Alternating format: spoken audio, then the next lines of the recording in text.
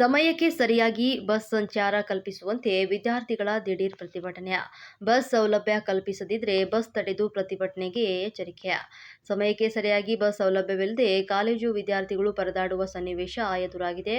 Bus ಬಾರದಿದ್ರೆ ಸುಮಾರು 3 ರಿಂದ 4 kilometre ನಡೆದುಕೊಂಡು ಹೋಗುವ ಪ್ರಸಂಗ ನಿರ್ಮಾಣವಾಗಿದ್ದು, ಕೂಡಲೇ ನಮಗೆ ಸಮರ್ಪಕ ಬಸ್ ಸೇವೆ ಒದಗಿಸಬೇಕು ಅಂತ ವಟರ್ವರ್ವಿಯ ವಿದ್ಯಾರ್ಥಿಗಳು ಹಾಗೂ ಗ್ರಾಮಸ್ಥರು ಬಸ್ ತಡೆದು ದಿಢೀರ್ ಪ್ರತಿಭಟನೆ ನಡೆಸಿದಂತ ಪ್ರಸಂಗ ಸೋಮವಾರ ಬೆಳಗ್ಗೆ ಜರುಗಿತು.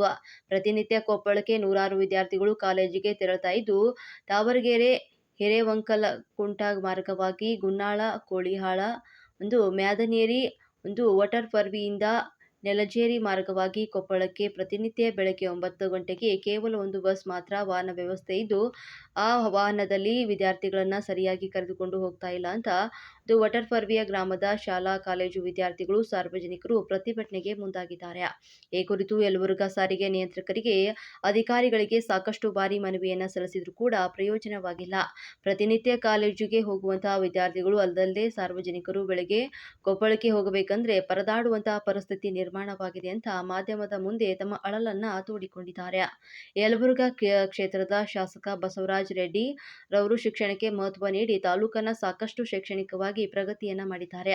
ಆದರೆ ಇಲ್ಲಿನ ವಿದ್ಯಾರ್ಥಿಗಳಿಗೆ ಬೇರೆ ಬೇರೆ ಗ್ರಾಮಗಳಿಗೆ ಶಿಕ್ಷಣಕ್ಕೆ ತೆರಳಲು ಸರಿಯಾದ ಬಸ್ಸಿನ ಸೌಲಭ್ಯವನ್ನ ಮಾಡಲು ಆಗ್ತಾ ಇಲ್ಲ ಅಂತ ವಿದ್ಯಾರ್ಥಿಗಳು ತಮ್ಮ ಆಕ್ರೋಶವನ್ನ ವ್ಯಕ್ತಪಡಿಸಿದ್ರು.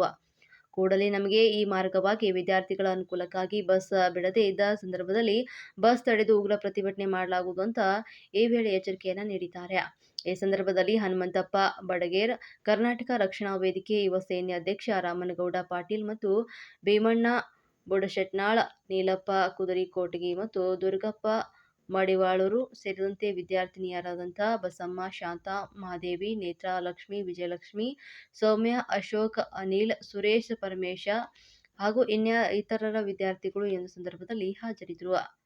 ವರದಿ ಪಂಚಯ್ಯ ಹಿರೇಮಠ್.